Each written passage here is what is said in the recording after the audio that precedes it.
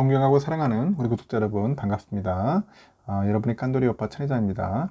이제 저녁 시간 마지막 방송하고 저도 꿈나라로 가도록 하겠습니다. 꿈나라 빨리 가겠습니다. 일찍 시작할 것 같아요.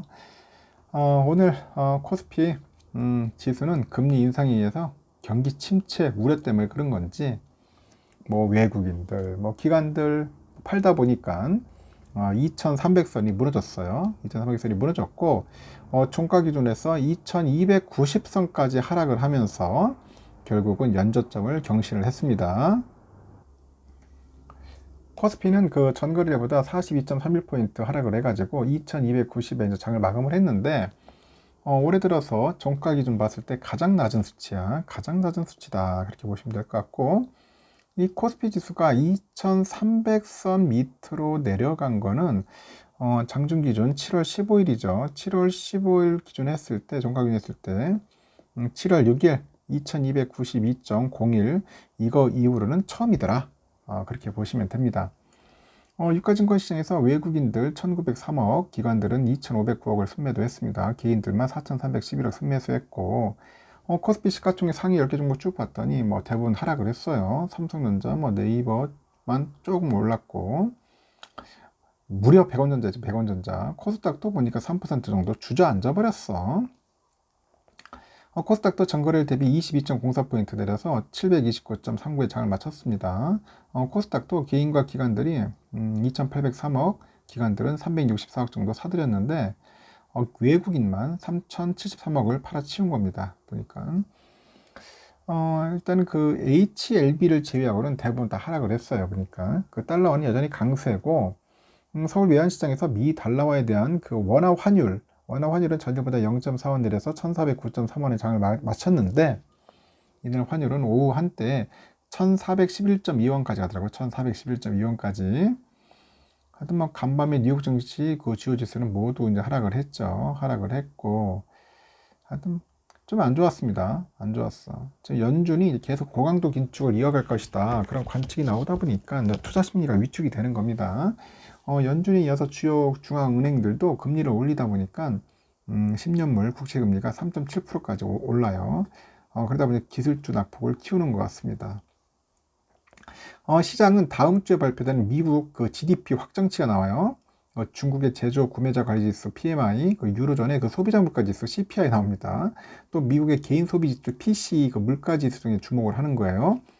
이들 지표 결과에 따라 가지고 또 경기 침체 우려에 대한 인식이 약간 달라지면서 금융시장 영향을 좀 받지 않겠나 그렇게 보고 있는 것 같습니다. 그래서 국내 증시가 하락폭을 확대한 주요 원인은 원화 약세, 그리고 국채 금리 급등, 일단 투자 심리 위축 이런 상황에서 이제 반발 매수세가 실종이 됐어. 반발 매수가 없다 보니까 결국은 주가는 빠지는 게 아니냐 이제 그렇게 보는 것 같고.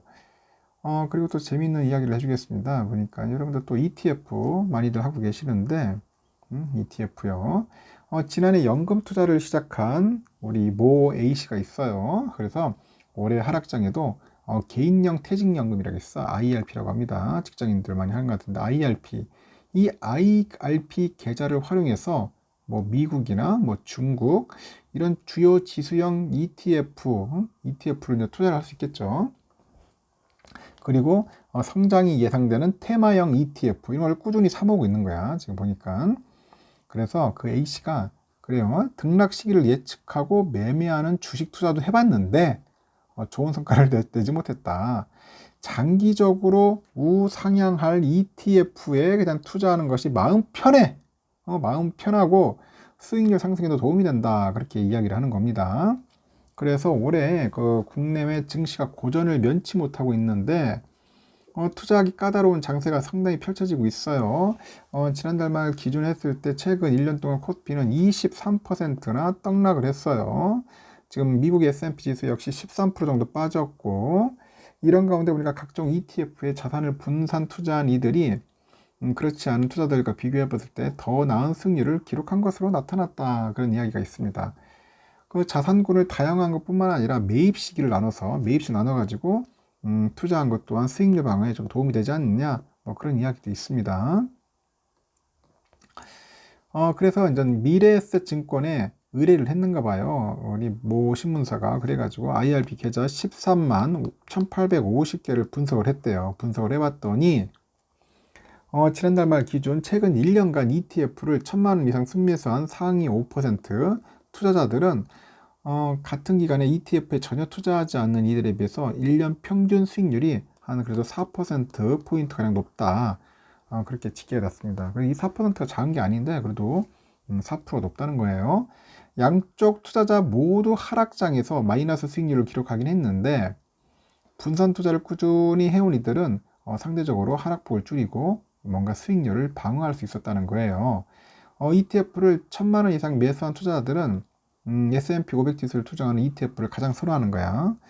제가 늘 얘기했습니다. 가장 만만한 게 타이거 미국 S&P 500인데 타이거까지는 꼭 할 필요 없겠지만은 하여튼 S&P 500 좋다. S&P 500 이 좋아요.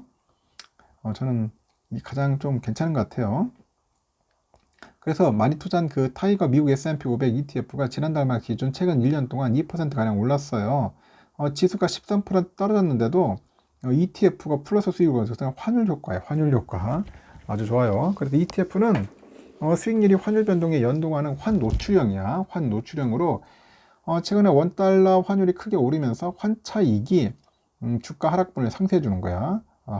상쇄하다 보니까 뭔가 수익률을 끌어올리는 것 같습니다. 수익률을 뭔가 끌어올려주는 그런 기능이 있어요. 또한 투자자들은 중국의 전기차, 미국, 반도체 등 다양한 지수를 추정하는 ETF 투자 비중이 높았습니다. 리츠자, 리츠, 부동산 투자회사, 리츠나 국내 2차전지 ETF도 분산 투자를 하고 있던데, 순매수의 기준 상위 1% 고객의 그 1년간 평균 순매수가 한 1억 4천만 원 정도 이제 되는 것 같습니다. 1억 4천만 원. 여기서 보다시피 여러분 잘 보세요. 미국 S&P 500, 나스닥 100, 필라델피아 반도체, 차이나 전기차, 미국 테크탑탄 인덱스. 하여튼 이 5가지가 가장 무난해. 가장 무난해. 나머지는 모르겠어. 나는 모르겠는데 하여튼 여러분들 잘 모르면은 그냥 S&P 500, 나스닥 100만 해도 딱 좋아요. 여기다 반도체도 괜찮으니까 저는 이렇게 미국 쪽으로만 이렇게 ETF를 모으는 것이 가장 좋지 않나 그렇게 얘기를 합니다. 관심 있는 분들은 그것만 관심 있고 하시면 돼요. 하여튼 1년간 그 ETF에 투자하지 않는 이들의 전체의 70% 차지할 정도로 대다수였는데 공모펀드 투자 비중은 전체 자산의 50%에 이를 정도로 펀드 매니저가 적극적으로 운용하는 일반 공모펀드에 대한 선호도가 높았다고 합니다. 그래서 FN 가이드에 따르니까 국내 액티브 펀드 최근 1년 수익률이 마이너스 20.4%야. 마이너스 20.4%로 만족스러운 그런 이익을 못 내고 있어. 지금 보니까. 그래서 ETF를 한 번에 사들이는 것보다는 그 시기를 나눠서 분산 매수하는 것이 수익률 방어에도 효과적이다. 그렇게 나옵니다. 수치로. 그래서 ETF 매수 횟수를 기준으로 이제 분석해 보니까 10회 이상 분산 매수한 이들의 수익률이 한 5회 이하로 분산 매수한 이들에 비해서 평균 수익률이 한 1% 정도 높대요. 1% 높다. 그래서 분산이 좀 낫지 않겠냐. 그렇게 얘기를 하는 것 같아요. 그래서 시장이 하락할 때마다 유망 ETF를 분할 매수하는 것이 수익률 방어에 효과적이다. 떨어지면 죽는 거죠. 장기 운용해야 하는 연금 자산은 그 지수를 추종하는 상품을 중심으로 해가지고 성장형 테마 그 투자로 보완하는 것이 이제 바람직하다고 이야기를 하는 것 같습니다. 그래서 국내 ETF 그 순자산 규모는 최근에 78조 원을 넘어섰어요. 넘어서가지고 2020년 말 52조 원 수준이었는데 2년도 안 돼가지고 벌써 26조 원 이상 늘면서 성장세를 보였다. 그렇게 보시면 될 것 같습니다. 그래서 저희 구독자분들도 ETF를 많이 하시더라고. 많이 하셔서 여러분들 잘 보시고 그냥 꾸준하게 분산 투자하시면 돼요. 분산 투자. 한꺼번에 몰빵할 필요도 없어요. ETF도 제가 얘기한 것처럼 미국 S&P 500, 나스닥 100, 필라반 이 정도 좋은 것 같아. 저는 차이나도 나쁘지 않는데 좀 쌀 때 사가지고 스윙 투자 하시는 분들이 있더라고. 이게 낫지 않나? 장투로서는 조금 찝찝해요. 차이나라서 저는. 그리고 미국 테크탑10도 장기로 봤을 땐 나쁘지 않다. 쌀 때 담는 거죠. 쌀 때. 주워 담는 겁니다. ETF도. 주워 담는 거예요. 단 조건이 있어요. 이게 장기 투자자 안에서 장기 투자자 하면서 하고 또 ETF가 웃긴 게 뭐냐면은 이거 팔면은 이게 조언합니다. 이거 배당세 내야 돼. 배당 소득세를 할지 모르겠는데 하여튼 15.4% 뗍니다. 수익에서. 그래서 이거 미국 지수를 추정하는 것들은 이거 조심하셔야 돼요. 될 수 있으면 매도를 안 하는 게 좋아요. 응? 하여튼 이거 소득세를 떼더라. 이왕이면 장기 투자하는 분들만 ETF에 접근했으면 좋겠습니다. 일단 여기까지 하겠습니다. 여러분 편히 쉬시고 다음 시간에 또 뵙도록 할게요. 여러분 편안하게 주무시고 굿나잇.